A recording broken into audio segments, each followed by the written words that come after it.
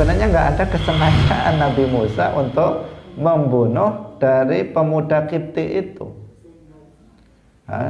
Nabi Musa inginnya apa? Pokoknya menjauhkan yang pemuda dari Bani Israel agar tidak disakiti oleh pemuda Kipti itu. Tetapi Nabi Musa mengebalkan tangannya, kemudian dipukulkan ke pemuda Kipti itu, tidak bermaksud untuk membunuhnya. Tetapi ternyata apa? Ternyata mati. Nah, ketika itu langsung jatuh dan mati.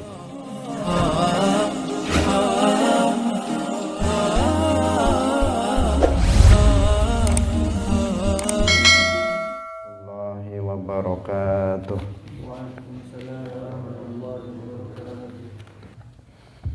Abda'u bismillahi warrahmani wa birrahimi daimil ihsani falhamdulillahil qadimil awwali wal akhiril baqi bila tahawuli Summa salatu wassalamu sarmada ala nabi khairi man qad wahada wa alihi wa sahbihi wa man tabi' sabila dinil haqq غير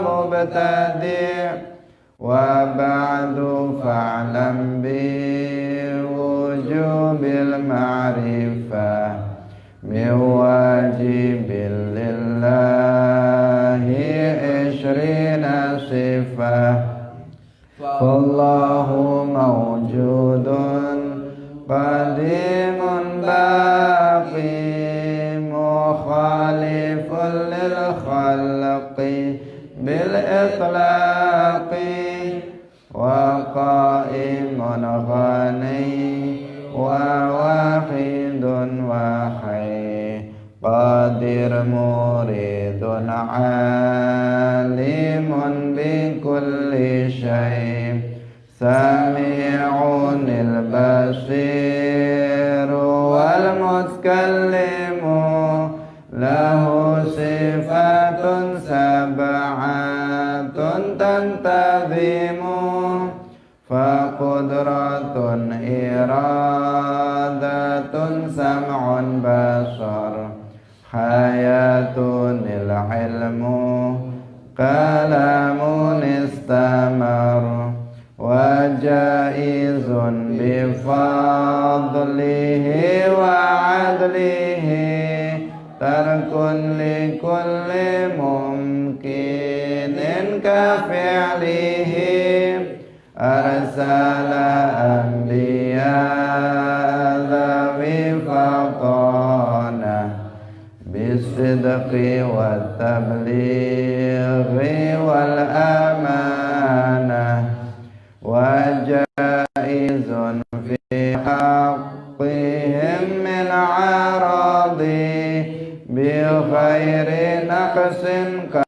كخفيف المرض عصمتهم كسائر الملائكة واجبات وفضل الملائكة والمستحيل ضد كل واجب فاخفت ل50 بحكم الواجب تفصيل 25 لازم كل مكلف فحقق واغتنم هم آدم إدريس نوح هود صالح وإبراهيم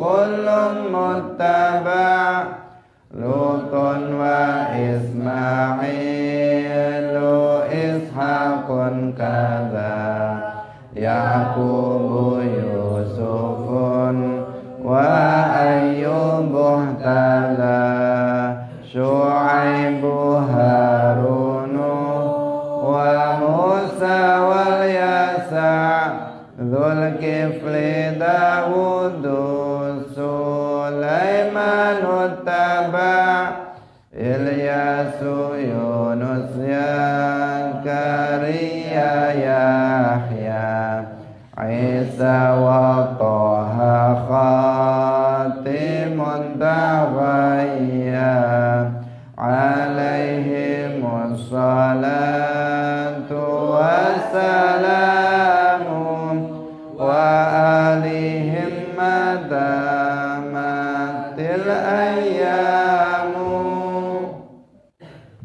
Hadirin hadirat kaum muslimin muslimat pemirsa Madu TV rahimakumullah. Alhamdulillah, pagi hari ini Allah Subhanahu wa taala kembali mempertemukan kita dalam majelis mulia, majelis ilmu agama. Semoga Allah Subhanahu wa taala melimpahkan ilmu yang bermanfaat untuk kita semuanya. Amin ya rabbal alamin. Salawat dan salam semoga tetap tercurahkan kepada Nabi Agung, makhluk termulia, Nabi Muhammad sallallahu alaihi wasallam. Semoga kita semuanya dikumpulkan bersama beliau nanti pada hari kiamat. Hadirin hadirat rahimakumullah. Pagi hari ini kita akan menceritakan secara global, yaitu kisah tentang Nabi Musa alaihi salam. Sebelumnya marilah kita mulai dengan mengikhlaskan niat kita lillahi ta'ala. Qala al-muallif rahimahullahu ta'ala Syu'aibu Harunu wa Musa wal Yasa' Dzulkifli Dawudu Sulaiman Taba'. Wa Musa dan Nabi Musa alaihi salam. Nabi Musa alaihi salam sebagaimana telah kita sampaikan sebelumnya, beliau adalah saudara kandung dari Nabi Harun alaihi salam. Beliau adalah kakak dari Nabi Harun alaihi salam.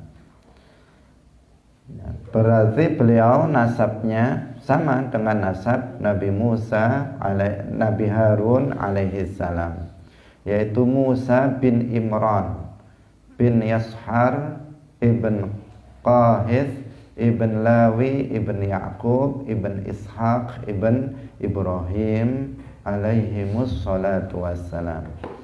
Jadi Nabi Musa alaihi salam adalah putra dari Imran, sama dengan Harun alaihi salam juga putra dari Imran. Nasabnya jika diurut maka sampai kepada Lawi ibn Yaqub ibn Ishaq ibn Ibrahim. Hadirin hadirat rahimakumullah. Nabi Musa alaihi salam ini dilahirkan pada masa raja yang zalim dan kafir. Kita sering menyebutnya dengan nama Raja Fir'aun. Tetapi sebenarnya Fir'aun ini bukan nama seseorang.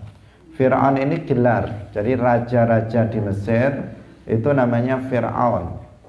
Sebagaimana di Persia, raja-rajanya itu namanya Kaisar. Kaisar, Kisra. Itu kalau raja-raja di sana. Kaisar. Atau beda ya, kalau Kaisar itu kalau di Persia itu Kisra, kalau Kaisar itu adalah di Romawi. Fir'aun itu adalah gelar bagi raja-raja di Mesir. Nah, nama raja Fir'aun yang hidup pada masa Nabi Musa alaihi salam, seorang raja yang zalim, kafir, bahkan dia mengaku sebagai Tuhan, itu namanya adalah Al-Walid ibn Mus'ab.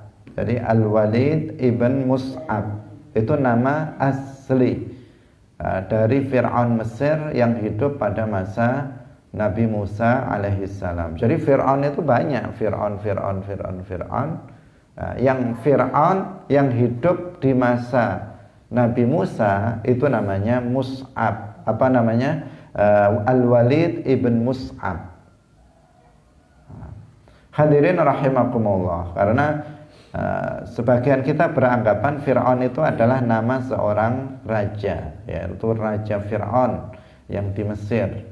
Padahal Fir'aun bukan nama, tetapi Fir'aun adalah istilah untuk menyebut nama raja di Mesir, sebagaimana Kaisar, sebagaimana Kisra dan sebagainya. Hadirin hadirat rahimakumullah, Nabi Musa alaihissalam sebagaimana juga Nabi Harun itu lahir ketika Raja Fir'aun itu sedang melakukan usaha untuk membunuh setiap anak yang lahir dari Bani Israel. Karena dikisahkan bahwa ketika itu Fir'aun yang kita maksud Al-Walid bin Mus'ab tadi, itu dalam tidurnya dia bermimpi. Dia bermimpi bahwa ketika itu dia melihat dalam mimpinya itu ada api yang datang dari arah Baitul Maqdis, dari Palestina. Jadi beliau di Mesir, ada api yang datang dari arah Palestina, dari Baitul Maqdis ke daerah Mesir.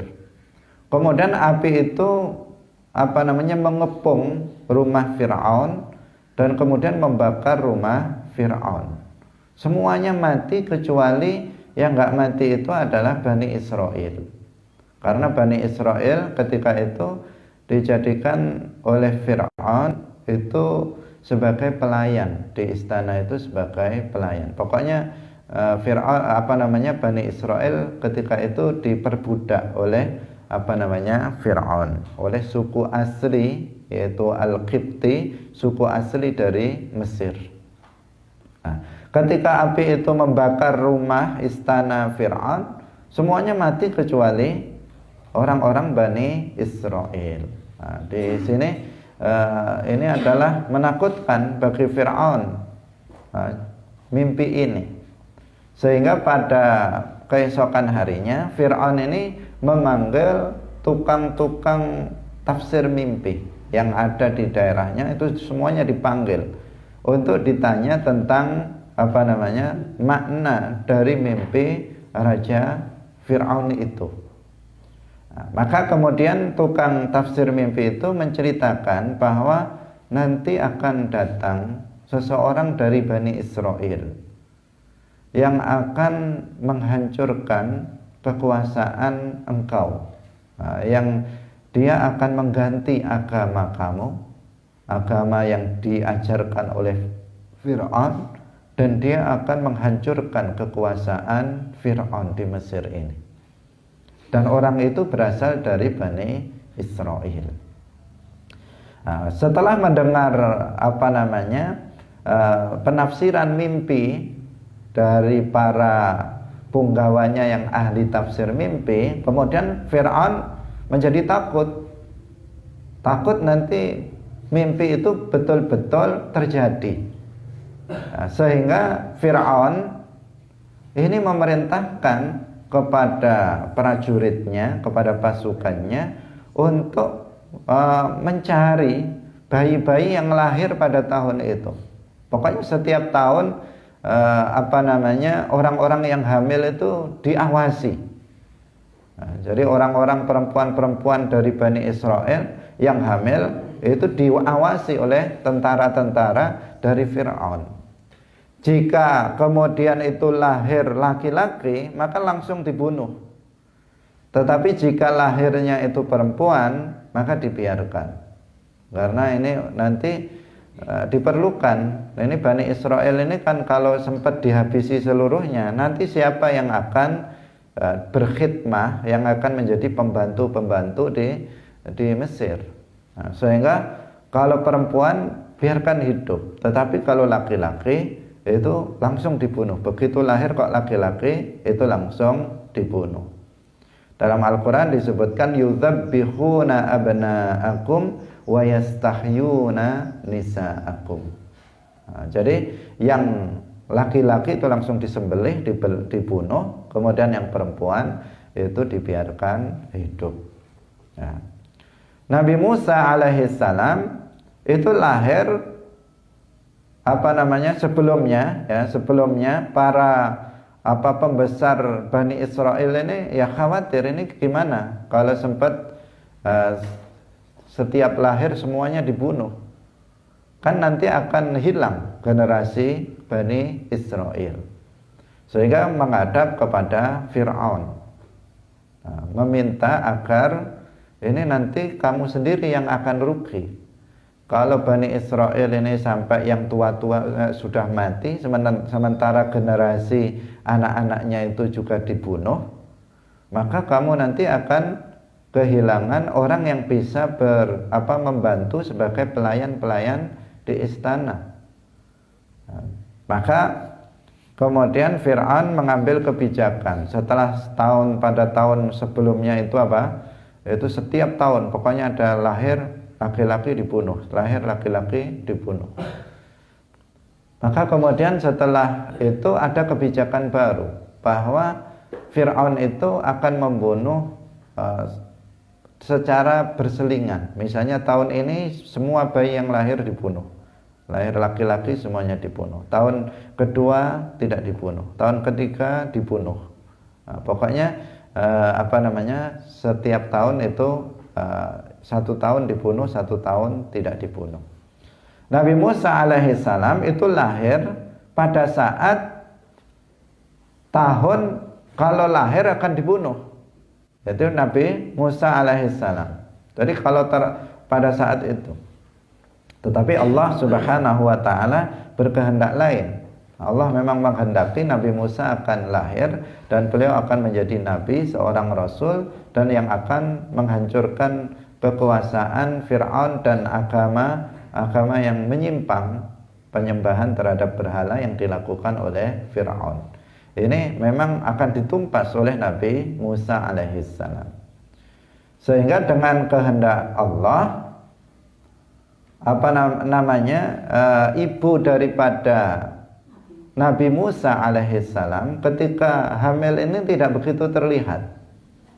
Jadi tidak terlihat oleh pasukan dari Fir'aun, sehingga Nabi Musa ketika lahir itu tidak tahu, pasukan Fir'aun itu tidak tahu kalau Nabi Musa sudah lahir. Tetapi ibunya itu khawatir, ini nanti kalau ketahuan ini bisa dibunuh anaknya ini. Sehingga setelah disusui beberapa saat, kemudian wahyu turun. Artinya ibunya Nabi Musa alaihissalam ini diperintahkan, kalau memang khawatir itu diperintahkan untuk meletakkan bayi Musa itu ke dalam peti, kemudian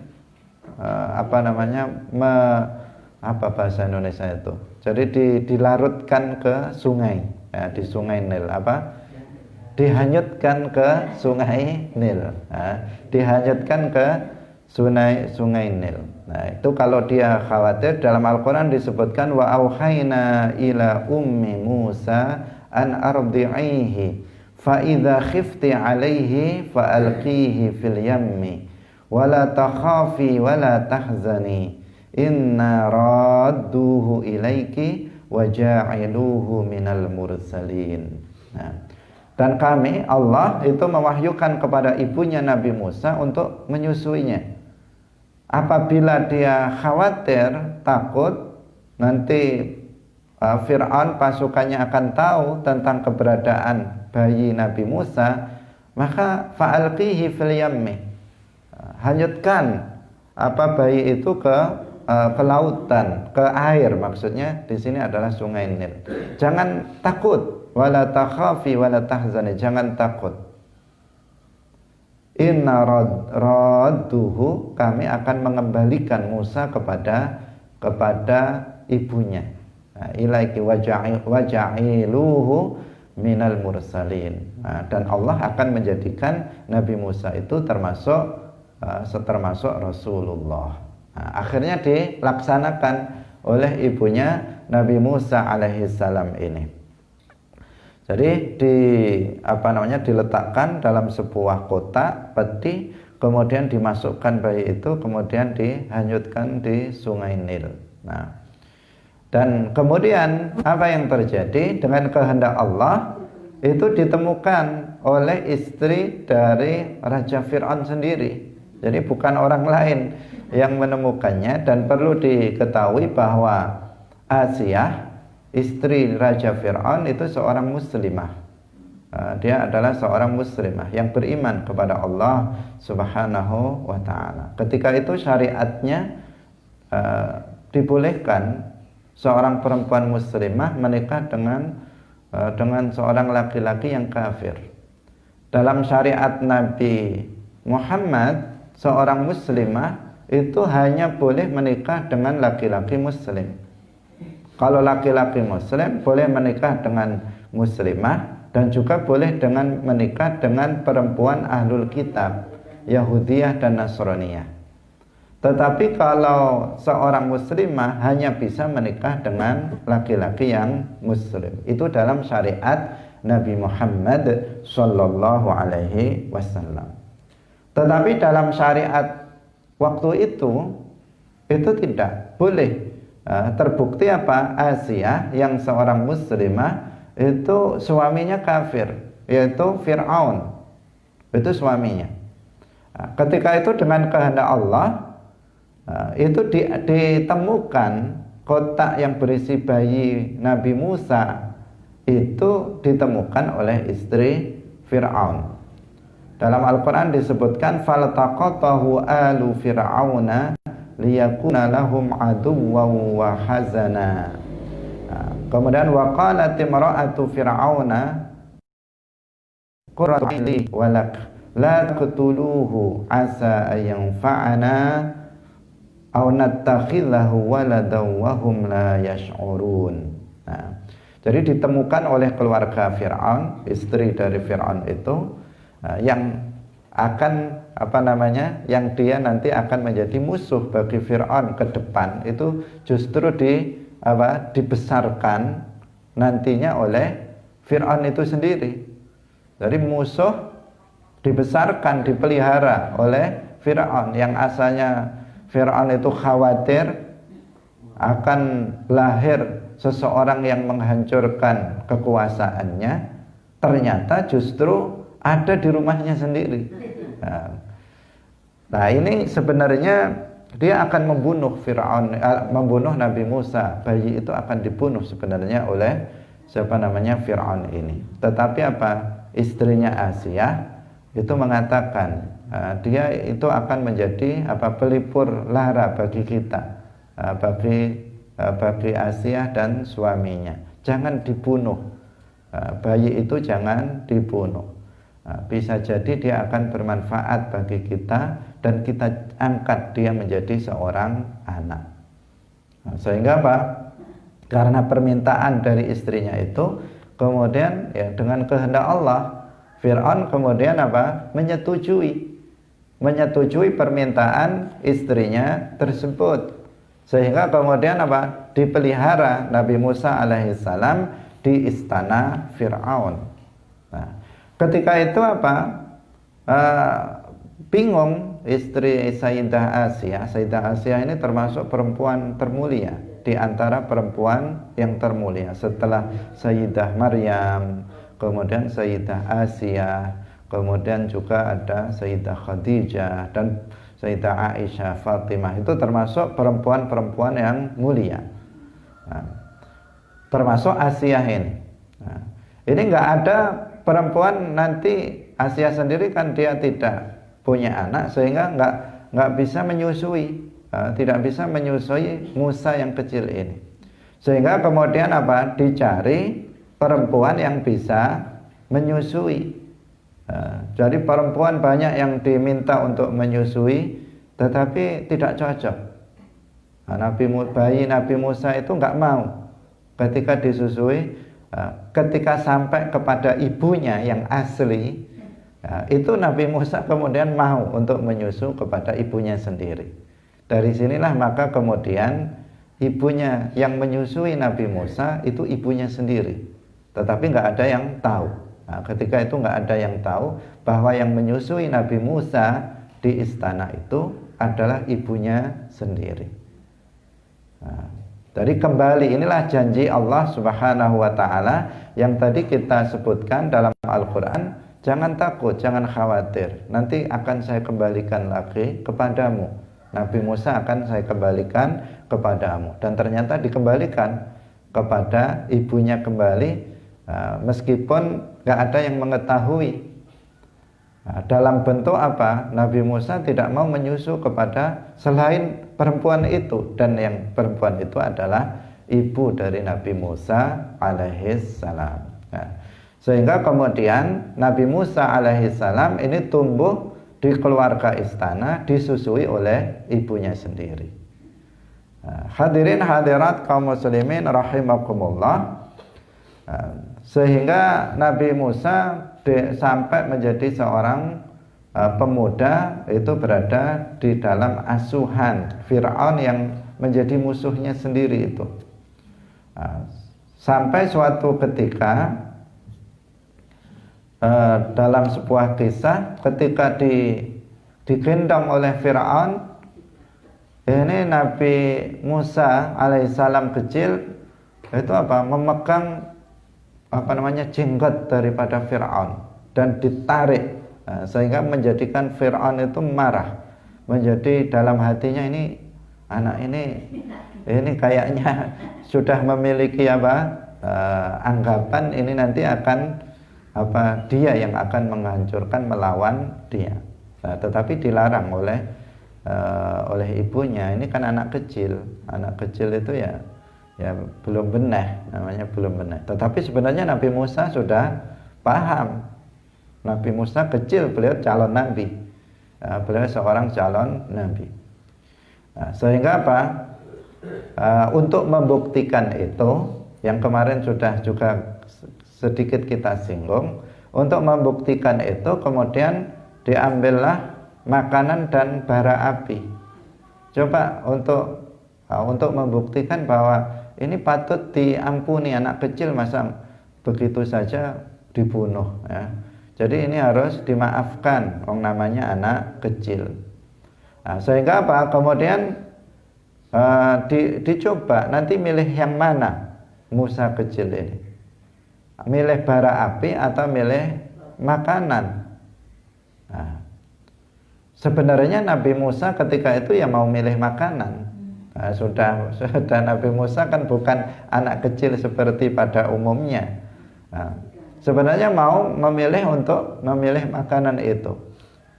Tetapi kemudian oleh malaikat itu diarahkan kepada untuk mengambil bara api itu. Karena jika sampai Nabi Musa itu memang mengambil makanan, maka itu akan menjadikan Nabi Musa nanti dihukum, tidak dimaafkan oleh Fir'aun. Akhirnya ngambil bara api itu kemudian dimasukkan ke dalam mulutnya. Sehingga yang kemarin kita sampaikan itu menjadi penyebab dari Nabi Musa alaihissalam kalau berbicara itu pelan, tetapi beliau tidak pedal, beliau tidak pelung, enggak. Tetapi ada asar dari bekas bara api itu menjadikan Nabi Musa kalau berbicara itu pelan, tetapi jelas dan bisa dipahami oleh orang yang mendengarnya. Sampai kemudian Nabi Musa alaihissalam itu berdoa, wahlul 'uqdatam min lisani yafqahu qawli, sehingga dikabulkan oleh Allah Subhanahu wa taala dan Nabi Musa kalau berjalan itu bisa, atau kalau berbicara itu bisa lancar, tidak pelan-pelan. Nah, jadi tidak selamanya Nabi Musa itu kalau bicara pelan, tetapi itu hanya sementara ketika beliau tumbuh sampai di awal beliau menjadi nabi. Di awal menjadi nabi, setelah beliau berdoa dikabulkan oleh Allah, sehingga beliau kembali seperti biasa kalau beliau itu berkata-kata. Hadirin hadirat kaum muslimin muslimat rahimakumullah. Yang berikutnya, ketika Nabi Musa alaihissalam itu menjadi seorang pemuda, dan Nabi Musa ini apa? Nabi Musa ini seorang yang di salah satu mukjizatnya itu ada pada kekuatan tangannya.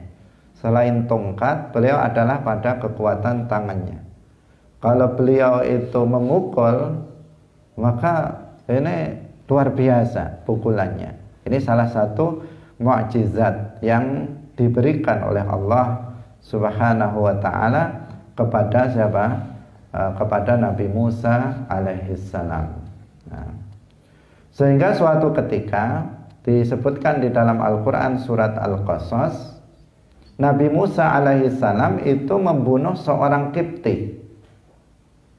Yang dia Qibti itu adalah pengikut daripada Fir'aun. Dikatakan di dalam Al-Qur'an, wa dakhalal madinata ala hin, wa dakhala alal madinati ala hin ghaflatin min ahliha fawajada fiha rajulaini yaqtatilani hadha min syi'atihi wa hadha min aduwwihi fastaghathahu alladhi min syi'atihi 'ala alladhi min aduwwihi fawakazahu Musa faqada 'alaihi qala hadha min 'amali syaitan innahu aduwwun mudillun mubin qala rabbi inni zalamtu nafsi faghfirli faghfara lahu innahu huwal ghafurur rahim.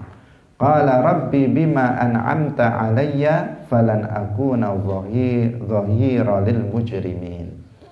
Jadi ketika Nabi Musa alaihissalam itu sedang berjalan, melihat ada dua pemuda yang sedang bertengkar, yang saling bunuh-membunuh. Jadi ada dua laki-laki yang saling membunuh. Salah satunya itu, dua pemuda itu, yang satu adalah dari Bani Israel, satu suku dengan Nabi Musa alaihissalam, dan yang satu pemuda itu laki-laki dari Qibti yang merupakan pengikut dari Fir'aun. Kalau Qibti tadi kita katakan itu apa? Itu suku asli dari Mesir. Sedangkan Nabi Musa itu dari Bani Israel. Nah, jadi itu bertengkar saling bunuh dua pemuda itu. Sehingga kemudian ketika Nabi Musa lewat, yang dari Bani Israel itu minta tolong kepada Nabi Musa. Ya mungkin mau kalah sehingga dia apa? Minta tolong dari kejahatan seorang laki-laki dari Qibti itu. Jadi di sini yang bersalah adalah laki-laki yang dari Al-Qibti itu. Nah, sehingga Nabi Musa itu kemudian ingin melerai pertengkaran antara dua pemuda tersebut. Jadi ingin tidak berniat Nabi Musa alaihissalam itu untuk membunuh, tetapi ingin melerai agar pemuda dari Bani Israel itu tidak disakiti oleh pemuda dari Qibti itu. Tetapi Nabi Musa ketika itu mengepalkan tangannya dan dipukulkan kepada Qibti itu, kepada pemuda dari Qibti itu, dan ternyata mati. Nah, ini sebenarnya nggak ada kesengajaan Nabi Musa untuk membunuh dari pemuda Qibti itu. Nabi Musa inginnya apa? Pokoknya menjauhkan yang pemuda dari Bani Israel agar tidak disakiti oleh pemuda Kipti itu. Tetapi Nabi Musa mengebalkan tangannya, kemudian dipukulkan ke pemuda Kipti itu, tidak bermaksud untuk membunuhnya. Tetapi ternyata apa? Ternyata mati. Nah, ketika itu langsung jatuh dan mati. Itulah kehebatan Nabi Musa alaihissalam. Nah, ketika pemuda itu mati, Nabi Musa alaihissalam menyesal. Ini adalah maksiat shaghirah, maksiat shaghirah yang laisa fiha khisah wa dana'ah. Karena beliau membunuh juga tidak bermaksud untuk membunuhnya, tetapi membela seseorang yang dizalimi oleh orang lain tanpa sengaja, kemudian pemuda itu terbunuh. Sehingga Nabi Musa alaihissalam menyesal dan diampuni dosanya oleh Allah subhanahu wa ta'ala. Jadi Allah mengampuni dosanya. Dalam Al-Quran tadi dikatakan apa? Mengatakan Nabi Musa, qala rabbi inni zalamtu nafsi faghfirli faghfara lahu innahu huwal ghafurur rahim.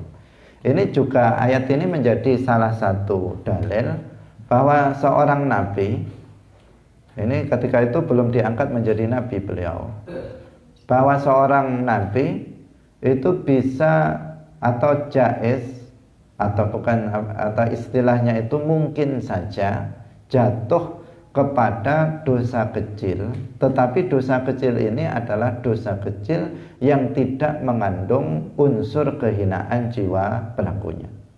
Dan ini terjadi dalam Al-Quran, disebutkan beberapa bagaimana sebagian para nabi itu beristighfar, meminta ampunan kepada Allah, bukan karena mereka melakukan kekufuran, bukan karena mereka melakukan dosa besar, juga bukan karena mereka melakukan dosa kecil yang mengandung unsur kehinaan jiwa pelakunya, tetapi karena melakukan dosa kecil yang tidak mengandung unsur kehinaan jiwa pelakunya. Dan ini juga terjadi kepada Nabi Musa, sehingga Nabi Musa mengatakan, qala rabbi inni zalamtu nafsi, wahai Tuhanku. Maksudnya Tuhan Allah, meskipun beliau belum diangkat menjadi nabi, beliau sudah mengenal Allah subhanahu wa ta'ala. Beliau, wahai Tuhanku, aku telah berbuat zalim kepadaku, ampunilah aku. Faghfara lahu, kemudian Allah mengampuni beliau, langsung mengampuni beliau. Innahu huwal ghafurur rahim. Jadi ini kisah Nabi Musa alaihissalam membunuh seorang rajul Qibti, seorang pemuda yang berasal dari Qibti. Jadi kisahnya seperti itu. Jadi bukan seperti yang dikatakan oleh Sayyid Qutb. Ini yang harus diwaspadai. Sayyid Qutb ini menuduh Nabi Musa alaihissalam dalam hal ini seorang yang fanatik, fanatik suku, fanatik kesukuan. Dia menuduh Nabi Musa seperti itu, mensifati Nabi Musa dengan sifat yang tercela. Fanatik suku itu kan sesuatu yang tidak baik. Misalnya saya suku Jawa, kamu suku Melayu, kamu suku Madura, bermusuhan, kami bukan saudara pada sesama Muslim. Itu namanya apa? Fanatik suku. Itu nggak boleh. Ada temannya salah, misalnya dari suku lain, kemudian dihajar oleh suku yang lain, padahal dia dalam hal itu salah, meskipun nggak dibenarkan juga tindakan tersebut.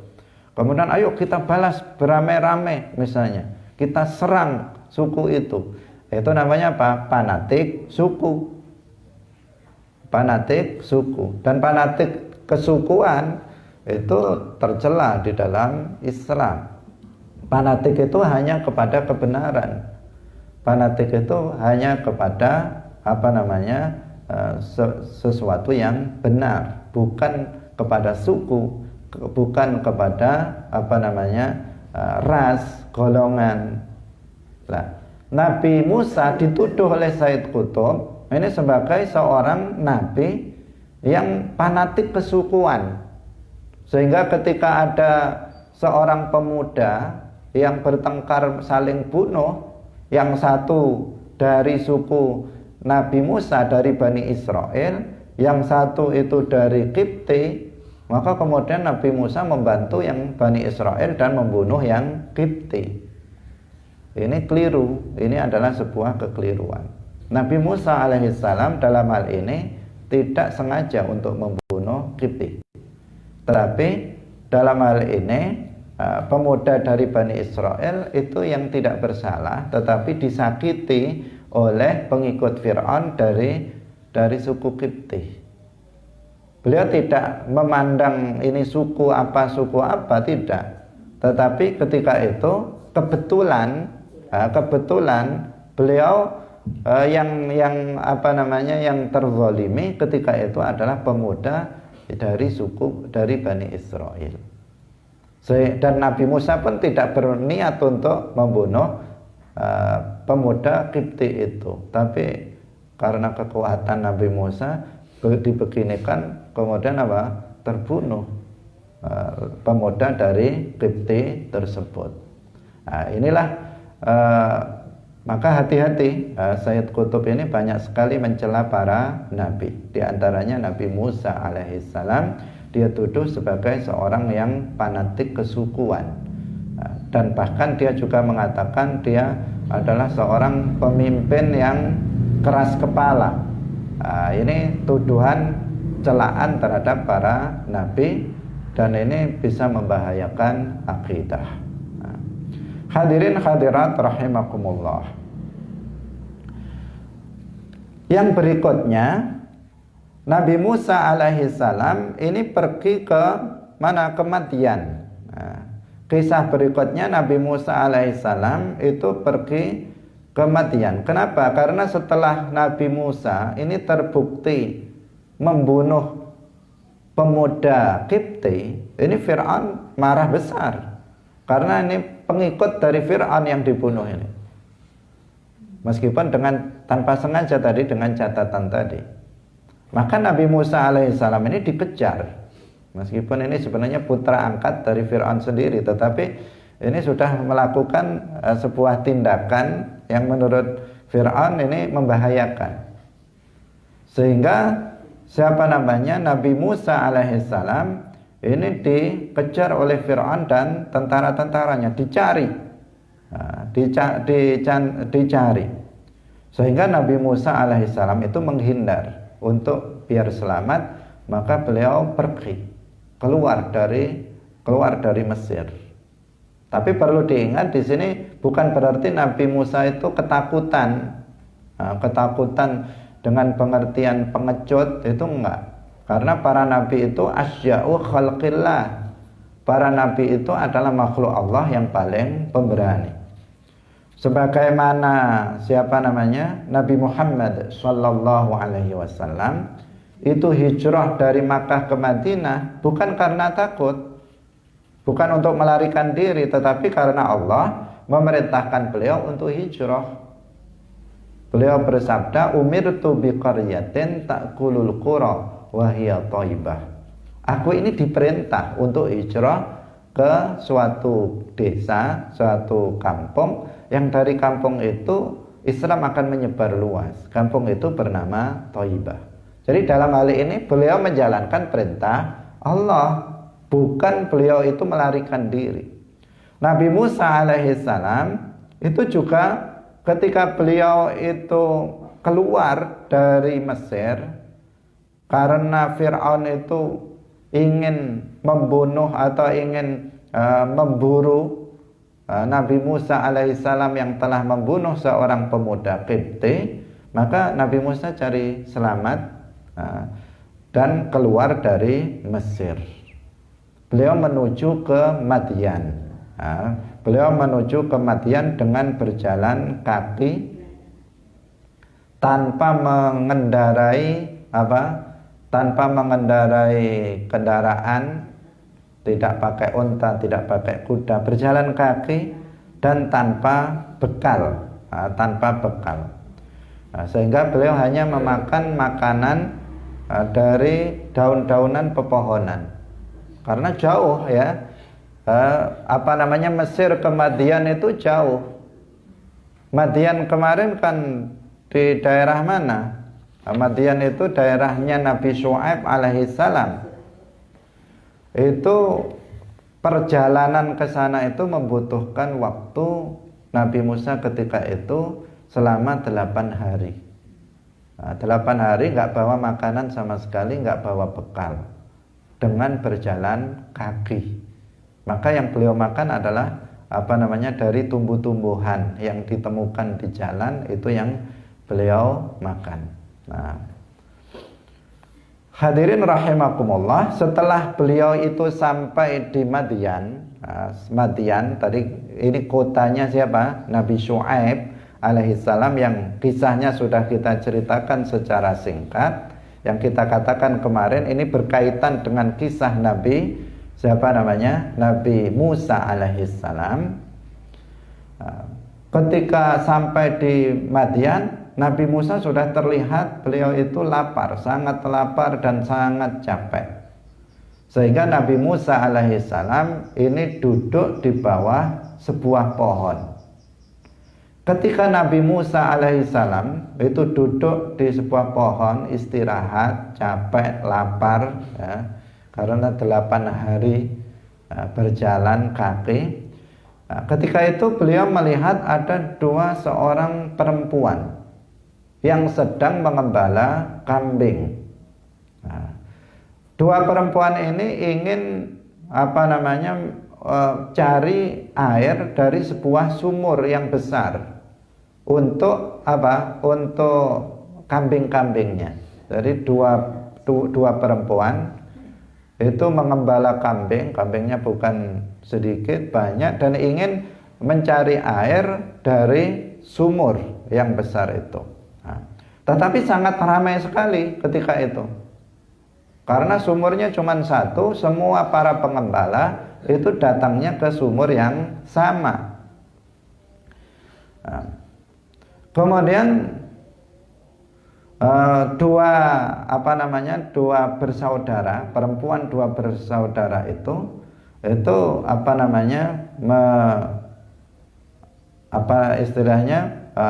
menyendirikan kambing-kambingnya agar tidak bercampur dengan kambing-kambing orang lain. Kemudian Nabi Musa alaihissalam itu menghampiri dua perempuan tersebut, kemudian bertanya, kenapa kamu kok mengembala kambing? Semestinya kan laki-laki yang mengembala kambing, tetapi itu yang mengembala dua orang putri yang bersaudari. Sehingga Nabi Musa alaihissalam itu bertanya. Kemudian dua perempuan itu menjawab, bapak saya ini sudah tua. Katanya dia mengatakan, bapak saya ini sudah tua dan nggak punya anak laki-laki. Ini nanti dalam ceritanya kemudian ternyata ini adalah putri dari Nabi Syu'aib alaihissalam, dan yang kemudian keduanya akan diperistri atau dijadikan istri, salah satunya oleh Nabi Musa alaihissalam. Jadi ayah saya itu sudah sangat tua, tidak bisa mengembalakan kambing sendiri. Itu artinya. Dan bapak saya nggak punya anak laki-laki yang bisa disuruh untuk untuk mengembalakan kambing. Maka kemudian Nabi Musa alaihissalam itu ketika itu menawarkan bantuan, ya. Artinya Nabi Musa alaihissalam membantu dua perempuan itu untuk mengambil air dari sumur tersebut. Jadi ketika itu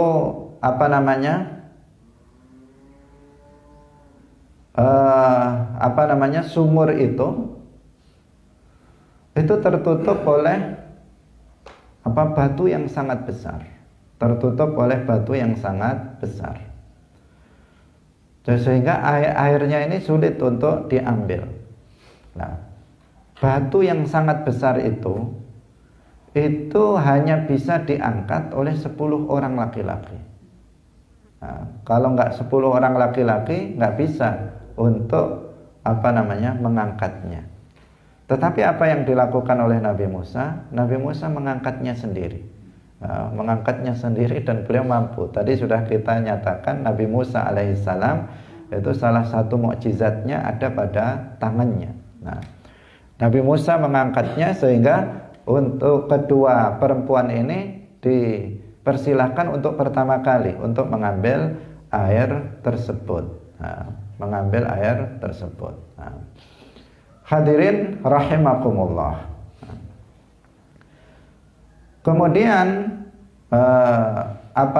yang pada akhirnya perempuan itulah yang kemudian membawa Nabi Musa alaihissalam ke ayahnya, yaitu Nabi Syuaib alaihissalam.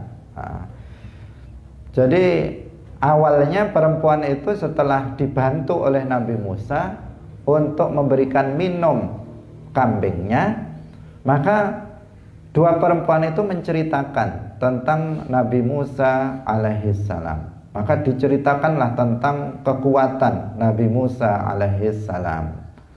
Nah, maka kemudian Nabi Musa alaihissalam itu sangat gembira dengan sosok pemuda ini, yaitu Musa alaihissalam, yang kemudian meminta kepada putrinya agar Musa itu dibawa untuk datang kepada Nabi Musa, kepada Nabi Syuaib alaihissalam. Nah, insyaallah kelanjutan dari kisahnya itu akan kita ceritakan besok, karena Nabi Musa ceritanya agak panjang. Ini masih panjang cerita tentang Nabi Musa alaihissalam. Insyaallah besok satu kali pertemuan lagi. Bagaimana pertemuan Nabi Musa alaihissalam dengan Nabi Syuaib, dan bagaimana kemudian Nabi Musa diangkat menjadi nabi.